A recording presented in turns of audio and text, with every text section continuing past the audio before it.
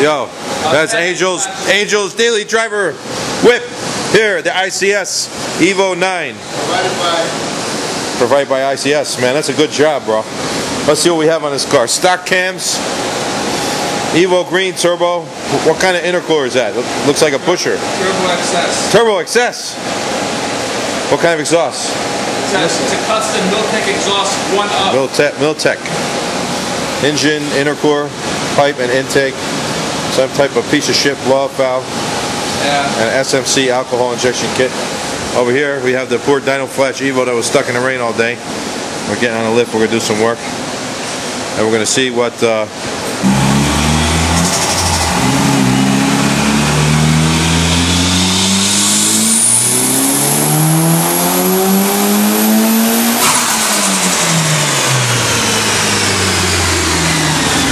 After removing the tune of the previous tuner of your car, I entered in my base flash onto your car, and we are making how much power? I think it's making over 430 wheel and over. I don't believe it. Torque. Oh my God, man! It's almost making 450 torque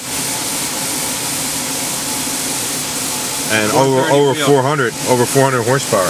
Yeah, that's ridiculous. That's a pretty strong car. No stock cams. Yeah, straight pump gas. Stock pump gas with the SMC alcohol. Yeah, it's a strong. Well, you got to realize, bro, that your piston and your rods may go through the bottom of your block. Hey, I hope they do.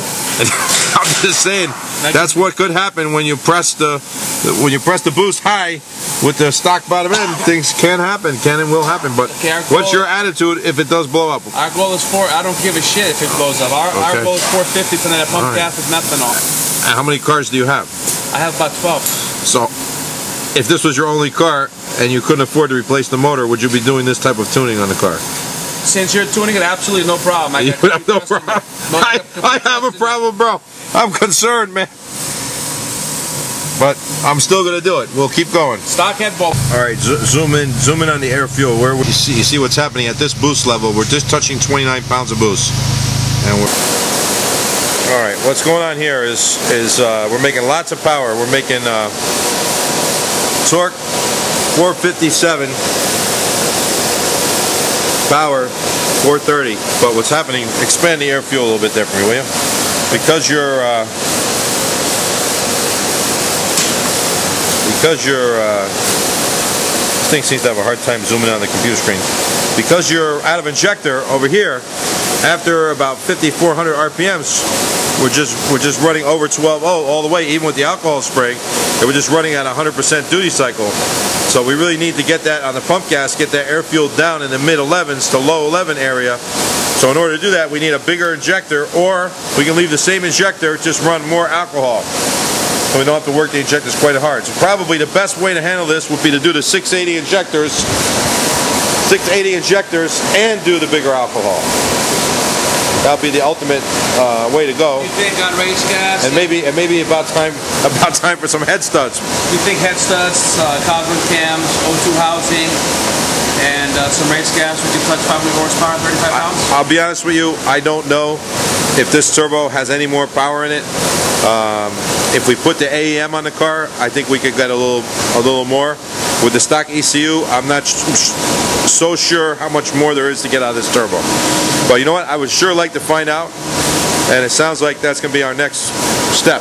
Basically, over here we have ourselves. This is a low 11 second. High 10 second car. Well, I don't know. Maybe depends on the driver.